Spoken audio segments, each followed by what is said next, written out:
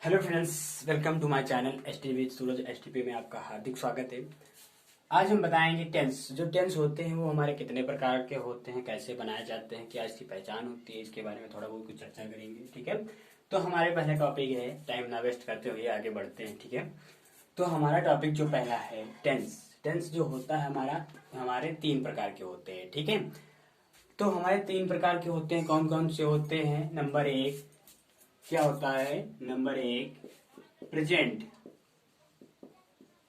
Present tense. ठीक, इसको हिंदी में कहते हैं वर्तमान काल। क्या कहते हैं? वर्तमान काल। ठीक है, और नंबर टू क्या होता है? Past tense. ठीक है, क्या होता है? पास्ट टेंस को हिंदी में कहते हैं भूतकाल।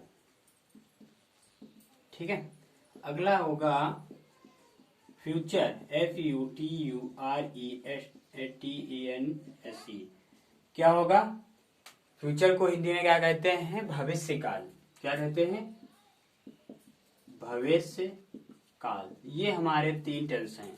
ठीक, तीन टेंस से इसके अंत में है, इसके अंत में है, हूं और हो आता है। इसके अंत में था, थी, थे आते हैं। इसमें गा, गे और गी आता है।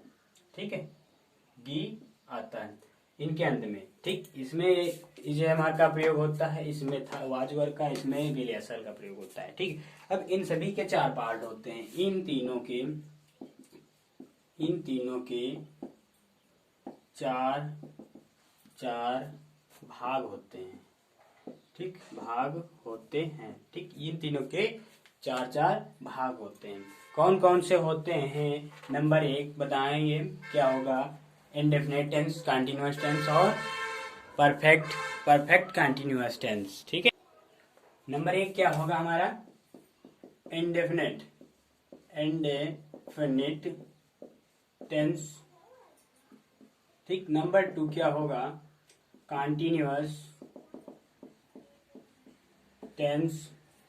ठीक, नंबर थ्री होगा परफेक्ट टेंस। नंबर फोर होगा परफेक्ट कंटीन्यूअस टेंस। ठीक, ये होगा। इन चारों के जो चार पार्ट होते हैं, इन तीनों के जो चार पार्ट होते हैं वो ये होते हैं। जैसे प्रेजेंट के चार पार्ट बताने हैं, present indefinite, present continuous, present perfect, present perfect. ऐसे पास्ट के, ऐसे फ्यूचर के चार चार पार्ट हो जाएंगे। चार के 12 पार्ट होंगे तीनों के।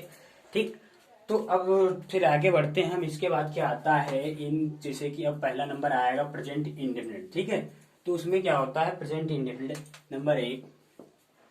ठीक, प्रेजेंट इंडेफिनिट। ठीक, प्रेजेंट इंडेफिनिट टेंस। ठीक, अब इसमें क्या होता है? इसकी पहचान क्या है? ये देखो, तो इसकी पहचान होगी, ये देखो है, हूँ इसमें आता है, ताती ते आता है, तो पहचान इसकी क्या बनेगी बताओ? इन वाक्यों इन वाक्यों के अंत में ता है, ती है, ते हैं आदि शब्द आते हैं तथा हेल्पिंग वर्ब इज या एम या आर का प्रयोग नहीं होता है, प्रयोग नहीं होता है। ठीक, ये हो गया इसकी डिफिनेशन। अब इन जो होते हैं, इन चारों के जो चार पार्ट आए हैं, तीनों के चार पार्ट आए हैं, इनके भी अंदर तीन पार्ट होते हैं, अफर्मेटिव, नेगेटिव, इंट्रागेटिव। ठीक, सकारात्मक, नकारात्मक और प्रश्नवाचक चिन्ह। ठीक है, तो कौन कौन से? पहले नंबर पर अफर्मेटिव डालेंगे, अफर्मेटिव सेंटेंस, SANTENCES। ठीक, सेंटेंसेस। फिर इसको हिंदी में कहते हैं सकारात्मक, सेंटेंसेस को वाक्य, सकारात्मक वाक्य। ठीक है, अभी इसकी पहचान क्या होगी?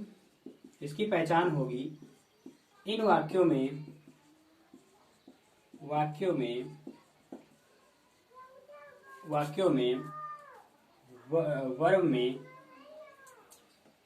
वर्ब की फर्स्ट फॉर्म का प्रयोग करते हैं। ठीक है, ये इसकी डिफिनेशन हो गई, करते हैं। नंबर 2 क्या होगा, इसमें एक वचन के साथ वर्ब में एस या ईएस का प्रयोग करते हैं। ठीक, और बहुवचन के साथ नंबर 3 बहुवचन के साथ वर्ब में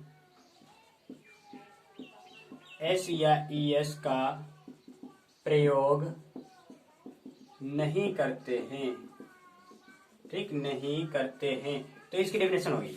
ठीक, अब इसका रूल क्या होता है, इतनी ही चीजें बस जाननी है। ठीक है, तो इसका रूल होगा अफर्मेटिव का, ये मिटालने हैं, उसके ऊपर का मिटाल देना। तो ये क्या होगा, इसका रूल होगा, ठीक है, इसका रूल होगा, रूल क्या होगा, सब्जेक्ट प्लस वर्ब की फर्स्ट फॉर्म प्लस ऑब्जेक्ट, ये रूल। एग्जाम्पल ले लो एक, वह खाना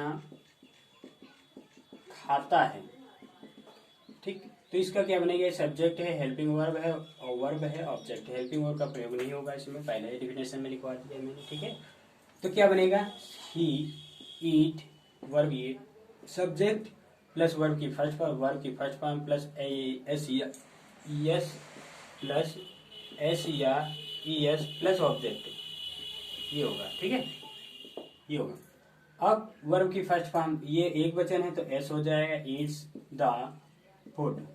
ठीक, ईट्स द फूड, ये ऑब्जेक्ट हो गया हमारा। ठीक है, पूरा सेंटेंस बन गया। ऐसे ही बहुवचन का ले लो, जैसे कि यहाँ पर होता, जैसे वे खाना खाते हैं, ये होता तो क्या करते, तो क्या बनेगा, दे, ये बहुवचन है तो ईट। अब इसमें एस ई एस का प्रयोग नहीं होगा बहुवचन में। ठीक, अब ईट द फूड, ऐसे हो गया। ठीक है, बस यही हो गया। अफर्मेटिव, नेगेटिव, इंट्रोगेटिव अगले वीडियो में डालेंगे। इतना काफी हो गया, इतना कुछ नोट करके पहले देख लीजिए, समझ लीजिए। ठीक, कोई दिक्कत तो बताइए फिर। ठीक है, तो इतना हमने कर दिया है। अब क्या करना है, अपन नेगेटिव, इंट्रोगेटिव हम अगली वीडियो में बताएंगे आपको। ठीक है, तब तक इतना ही।